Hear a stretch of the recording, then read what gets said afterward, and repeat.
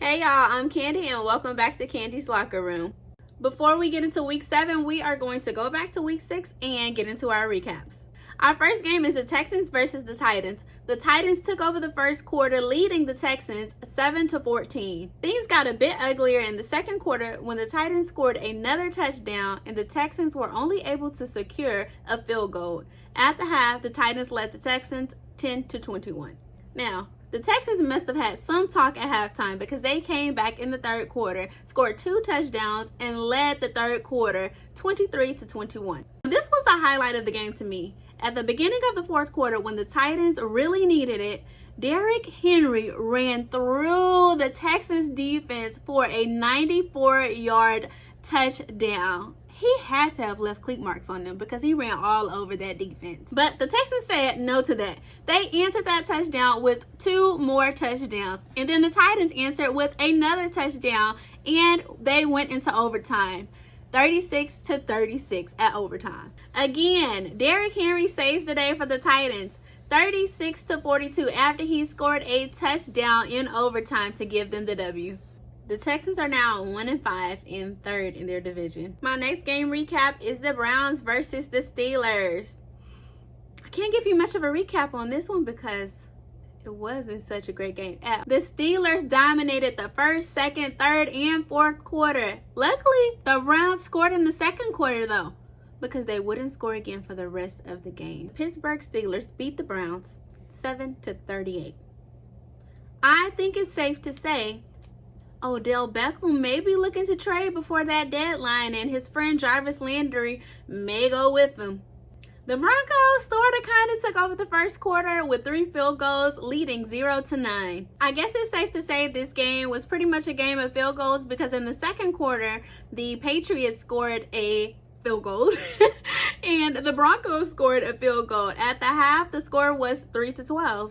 After the half, the Broncos scored 2 more field goals, and the Patriots had a fumble and an interception. In the third quarter, the score was 3-18. After a game of field goals, finally in the fourth quarter, there was a touchdown by the Patriots, bringing the score 12-18. Isn't that unfortunate? There was 1 touchdown in this whole game, and it was by the losing team. So, in this game of field goals, the Broncos won over the Patriots 12-18. My fourth game recap is the Cowboys versus the Cardinals. It's safe to say that each team's defense held their own in the first quarter, but the Cardinals did score, leading the first quarter 0-7. Now, of course, that touchdown for the Cardinals did come after another fumble from Ezekiel Elliott. We've been getting those a lot from him this season. Then, in the second quarter, Ezekiel, I have to say his whole name. You say somebody's whole name when you're mad. Ezekiel Elliott has another fumble that leads to another Cardinals touchdown, bringing the score 0-14. And I feel bad for the guy. You could see the disappointment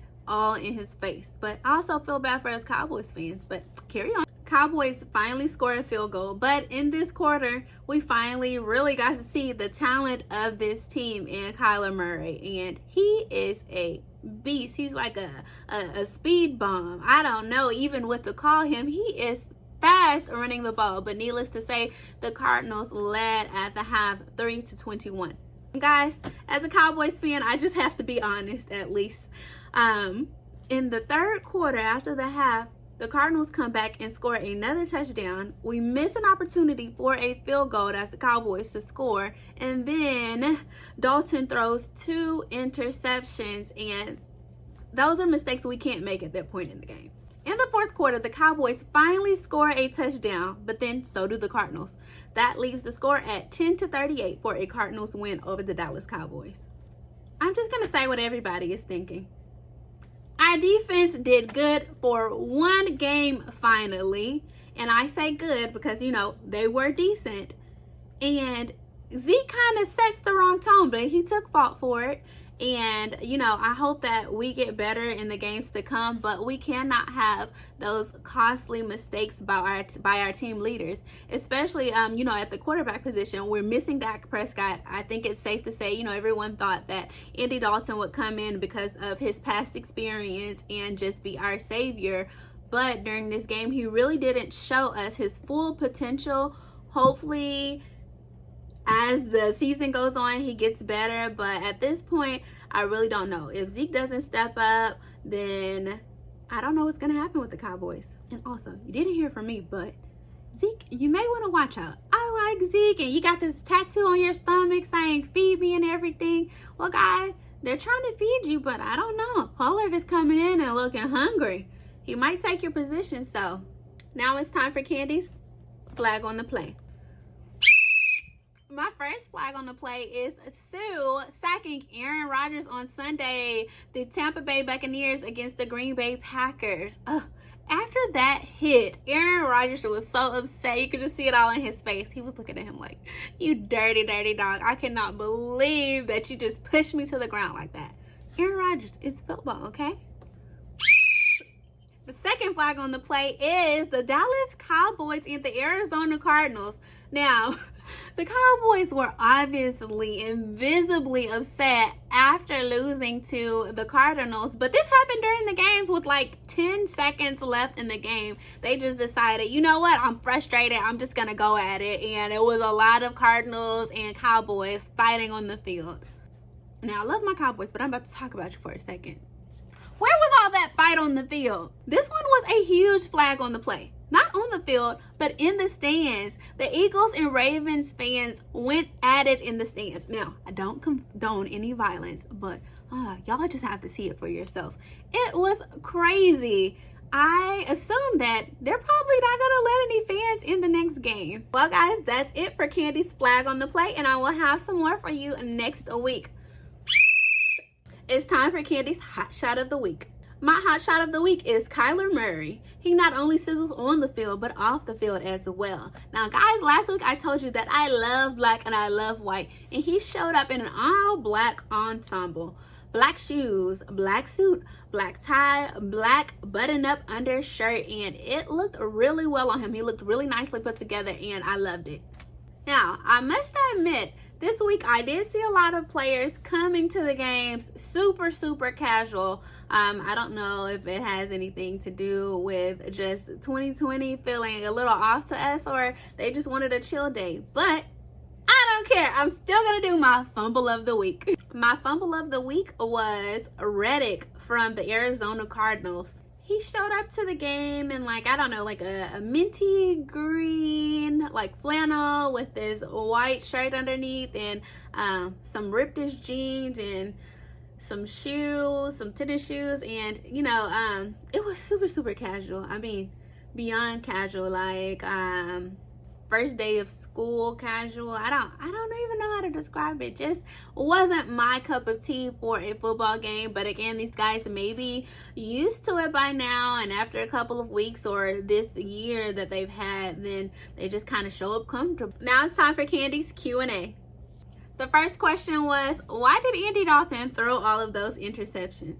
Well, that's a great question. I'm sure myself and all of his teammates are wondering the same thing. I don't know if he's a little rusty or he just isn't as great as people tried to hype him up to be as a backup quarterback. He has a great arm on him. I won't, shortchange him there. But I don't know if it was too much pressure in the pocket, and the Arizona Cardinals defense, they are number 5, like I said, in the league. So that probably had a lot to do with it. But other than that, I'm going to have to watch a few more games from him to decide what's up with him. The next question was, should Odell Beckham and Jarvis Landry request a trade from the Cleveland Browns? Well, the deadline is coming up. It's November 3rd. So if they're going to make such a demand, I would suggest that they do it soon. But I do believe that,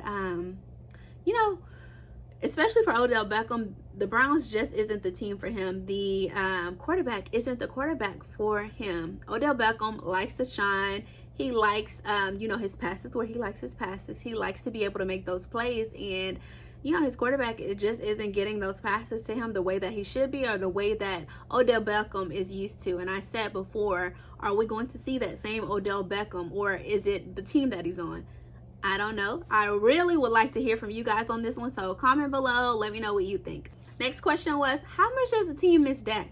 I would assume the team misses Dak a whole lot, but I'm not just going to place the blame on Andy Dalton. It wasn't him. And I don't think that one player can win or lose a ball game. Well, kind of take that back because whew, Zeke killed us this game. But anyway, I'm sure that the team does miss their quarterback. He's the leader of their team, and from what I hear, he always, was keeping them afloat and, being their team leader on the sideline. So I'm sure that they missed that. The next question was, when did you know you were passionate about sports? So I've played sports my whole life, and I kind of knew then, I would say, that I really liked playing sports, but also my brother played football, so I would go to his games growing up. My dad and my mom would take me to his games. My dad loves football, so that's probably also how I became so passionate about football